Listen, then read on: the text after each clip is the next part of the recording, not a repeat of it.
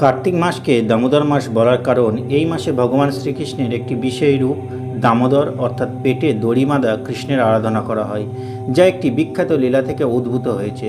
দামোদর হল বিষ্ণু সহস্র নামে থাকা বিষ্ণুর 367তম নাম।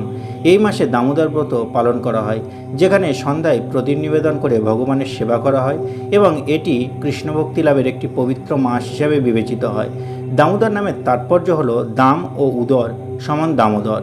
দাম শব্দের অর্থ দড়ি এবং উদর শব্দের অর্থ পেট।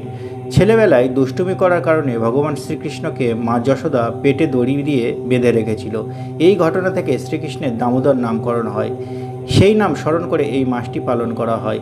এই মাসে শ্রীকৃষ্ণের দামোদর রূপের পুজো করা হয় এবং সন্ধ্যায় তুলসী গাছের নিচে বা মন্দিরে ঘি বা তেলের দ্বারা প্রদীপ জ্বালিয়ে ভগবানকে আরাধনা করা হয়।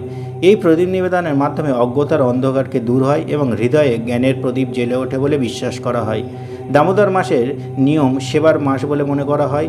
এর অনেক নিয়মকানুন আছে। কার্তিক মাসের এই বিশেষ আরাধনা, নিয়ম এবং পালনের মাধ্যমে দামোদর মাস হিসাবে বিবেচিত হয়।